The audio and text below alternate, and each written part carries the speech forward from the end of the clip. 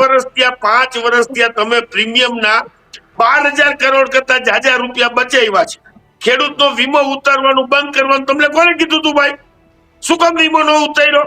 અને વીમાના પ્રીમિયમના પૈસા બચાવ્યા છે, ઈ પૈસા ખેડૂતને આપી દો। શું કામ નથી આપતા? 10,000 ની વાતો કરો, ખોટી ખોટી બંગાટ મારો છો। ઐતિહાસિક નિર્ણય છે, 3 ઐતિહાસિક કામ કર્યા। કાકા, સર્વે કરવા જવાની જગ્યા ક્યાં હતી? એક પણ ગામ કોરું છે? એક પણ ખેતર કોરું છે? એક પણ ખેતરમાં નુકસાની નથી થઈ એવો તો દાખલો નથી। તો તમે સર્વે ક્યાં કરો? તમને ખબર છે કે આખા બધા તાલુકાની અંદર બધે જ વરસાદ પડ્યો છે, તો સર્વે કરવા શું જાવ તમે? એટલે હવે આ બધા ખોટા જસ લેવાનું ને ખોટી વાતો કરવાનું બંધ કરો।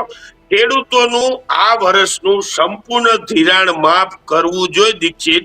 જો ખેડૂતને તમારે મદદ કરવાની દાનત હોય તો તમારે વીમાના પ્રીમિયમના પૈસા બચાવ્યા છે। તમે મગફળી 125 મણ એટલે 75 મણ ઓછી કરીને ખેડૂતને 35,000 રૂપિયાનો બીજો તમે માર આપ્યો છે કે નથી આપ્યો? તમે પેલા 200 મણ લેતા હતા, આજે 125 મણ લ્યો છો।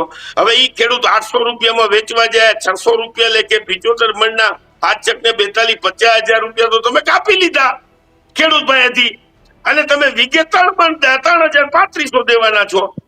તો જે મગફળી નથી ખરીદી તમે ખેડૂતોની, ઈ મગફળીના પૈસા તો તમે ઓબલેપ કાપી લીધા અને પેકેજ આપો છો। સવાલ ઈ છે દીક્ષિત કે ખરેખર સરકારે આપણે મુકુમ સારા મુખ્યમંત્રી કહી છે, એની કોઈ ના નથી, પણ જો એને ઉદાર ભાવે ખેડૂતને દેવાની ભાવ હોય તો ખેડૂતોનું જે ધિરાણ છે એ સંપૂર્ણ ધિરાણ માફ કરવું જોઈએ, આ વર્ષનું ધિરાણ। કારણ કે તમે વીમો ન ઉતારવાની જવાબદારી તમારી છે। તમે વીમો શું કામ કેન્સલ કરી નાખ્યો?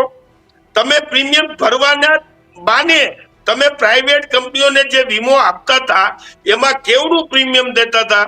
તો 5 વર્ષના પ્રીમિયમના કેટલા રૂપિયા થયા? તો એ સરકારે દેવા જોઈએ ખેડૂતને।